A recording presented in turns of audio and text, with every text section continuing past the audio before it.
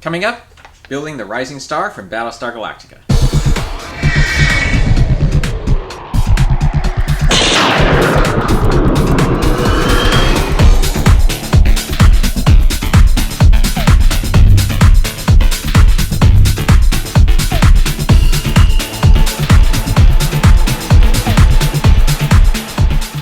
Well, hey guys, and welcome back to another Illustrator Modeler. In this video, we're going to be working on a resin cast model of the rising star from the original Battlestar Galactica series. I'll get into that in just a moment, but first a quick update on how things went with the San Diego Comic-Con art show. That ended a couple weeks ago, and I was able to sell 4 of my pieces, the I Dream of Jeannie figure, the Bust of Picard and Data, and the Over the Garden Wall diorama. So I held on to the rest of it, obviously, and 2 of these dioramas I'm going to be taking to an upcoming model show up in Orange County. Really one of the only model shows, I think, it's the only one I can think of actually now in Southern California.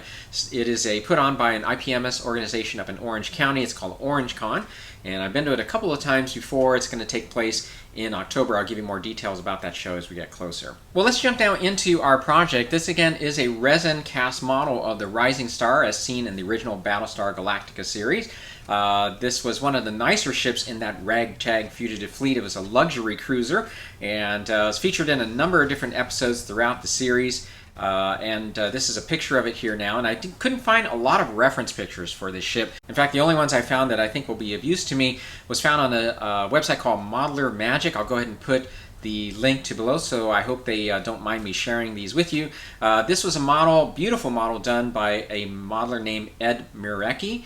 I hope I'm pronouncing that name right. I imagine he did a lot of research before he painted this ship, but since these are the only ones I could really find, the ones of the original model kit are quite fuzzy from the show. Any screenshots don't give you any detail. I'm going to go ahead and use these as my reference with regard to painting. So no colors were listed here, but I'll just try and get or match what I think these colors are as best as I can.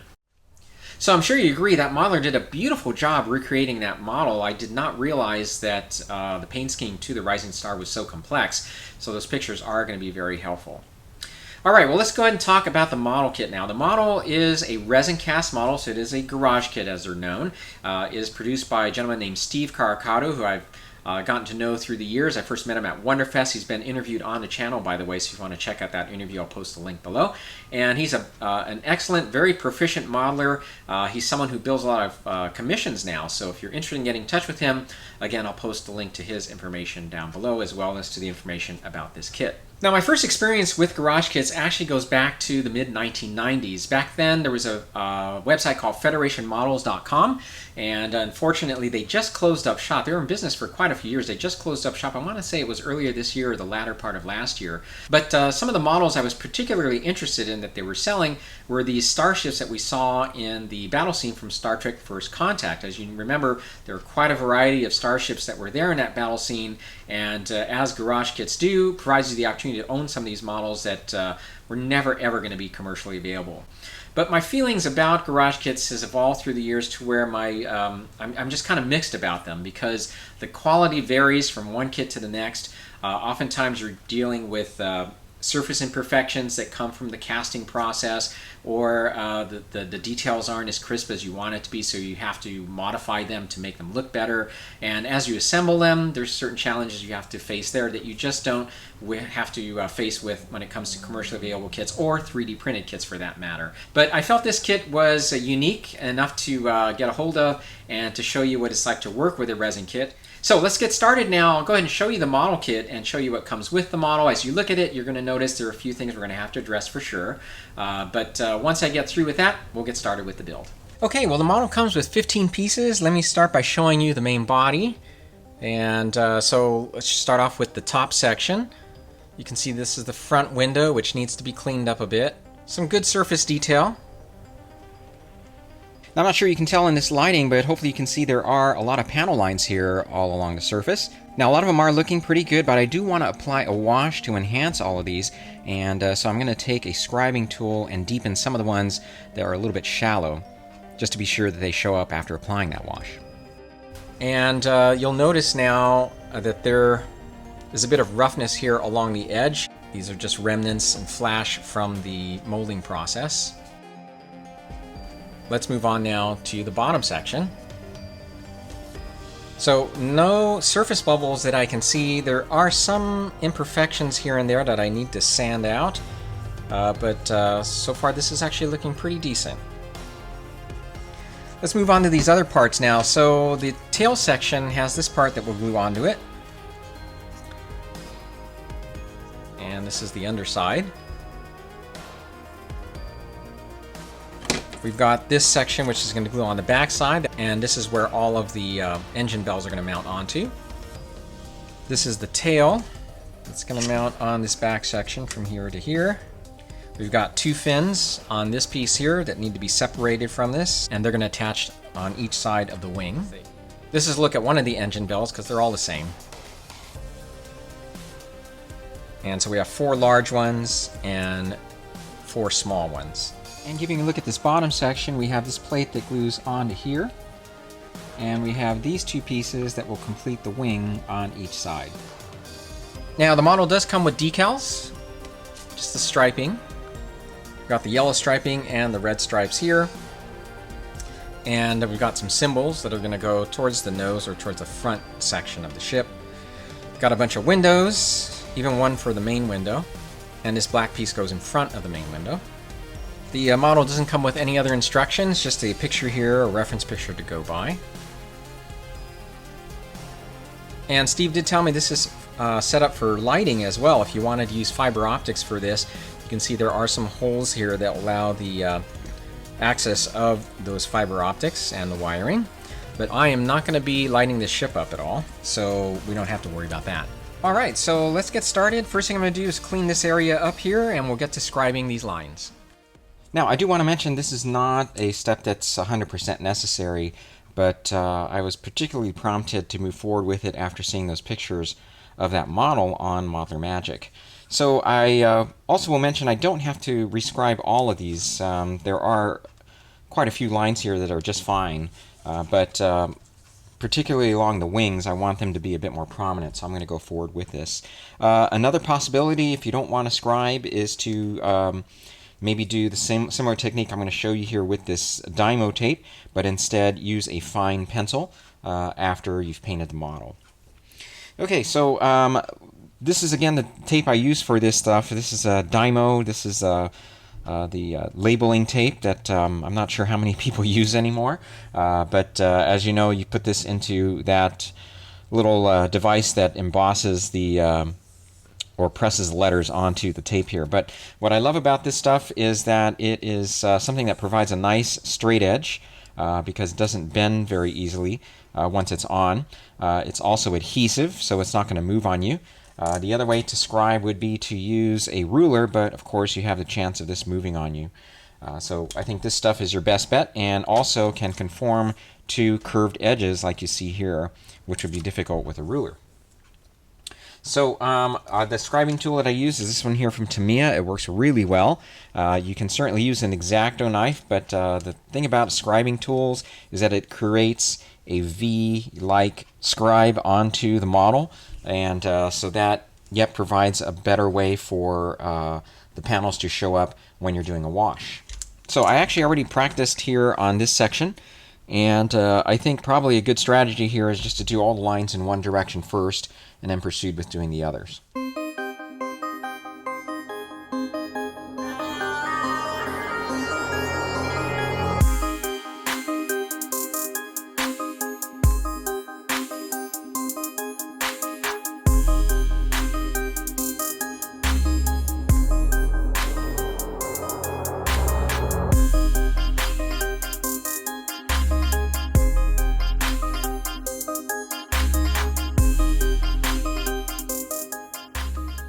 Alright, well I'm glad this task is done. It did take a bit of time, it was a little tedious, but once I got going it wasn't too bad. I just put on some music, and I did end up rescribing most of the lines both on the top and bottom section. You can probably see them a little better now in this lighting. Alright, well next step is to start assembling this back side. Let me just show you how this is all supposed to go together. So I do have this plate temporarily put into place here, and you'll notice that the detailing includes these fins here, and they are molded to about right here. So there's a flattened section there, and that is where this piece is supposed to mount into. Now those fins are on the top side too. Unfortunately, they've been molded all the way to the edge here, so I do have to trim these back right about where this marker has been put. That way, once that is done, this will all fit flush together. And as you can see, we will have a seam to have to address here. Now, taking a look at this piece, this is where the engines mount onto, the larger engines. The engines come like this, and all of this needs to be trimmed back to here. And by doing so, that will allow the engines to fit as they're supposed to onto this piece. Okay, well, I was able to get a few things done now. I first started by trimming away at the fins, as I mentioned, so that we can have enough clearance. And that was easily done using just a sprue cutter. And it was just trial and error as to what I needed to cut there. I just did what I could make this fit together and minimize the amount of work that I need to do on this seam. I wanted to make it as flush as possible. The other thing that helped out was to use my Dremel to carve away at some of these little areas here.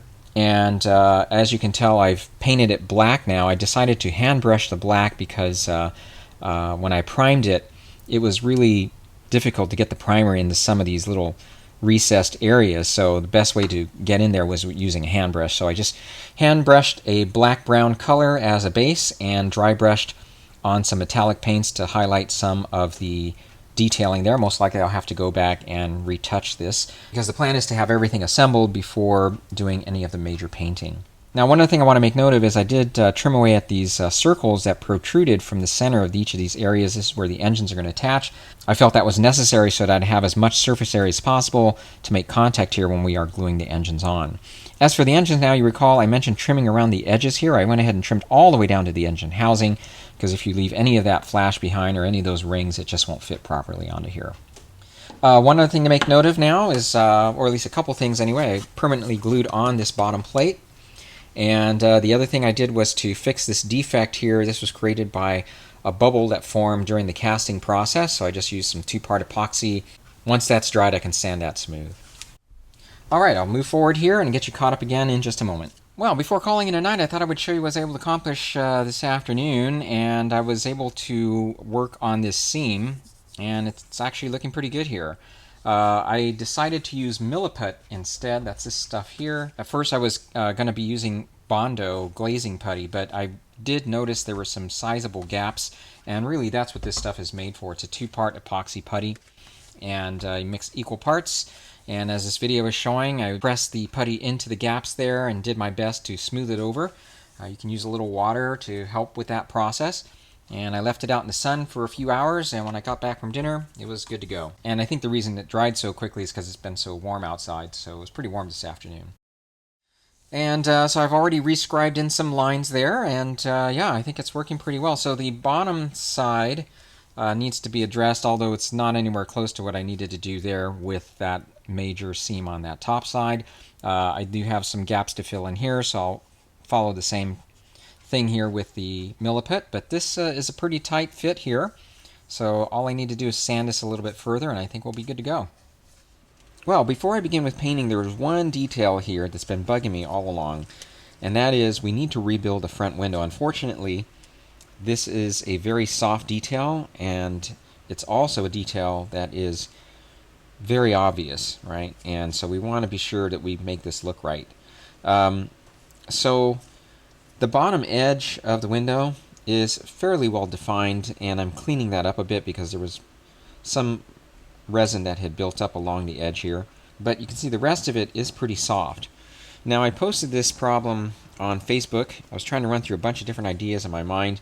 And my friend John Day, who's an excellent modeler, outlined some steps for me that I'm going to follow here. And his idea was to use some styrene rod, which I happen to have some 0.2 styrene rod in my stash there. And we're going to use some styrene rod now to rebuild the frame around this window. So the first thing we need to do is glue this onto the top part. And then I'm going to sand this, and if I have to, use some epoxy sculpt putty to blend this back into the model.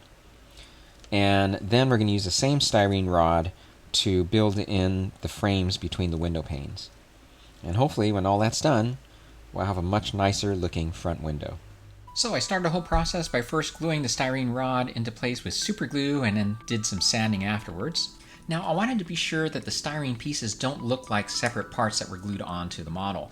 Now I will end up using epoxy sculpt to complete this, but I decided to use this plastic magic glue to help soften the styrene. I thought this would help with blending as I proceeded with sanding. I decided to do the bottom edge of the frame as well to make sure it looks all consistent. Prior to application, I shaped the styrene by simply curling it for a minute or so. And I just followed here the same steps as I did with the top part. In both instances, I did use an accelerator to help it cure quicker. Next, I used the same styrene rod to construct the dividers.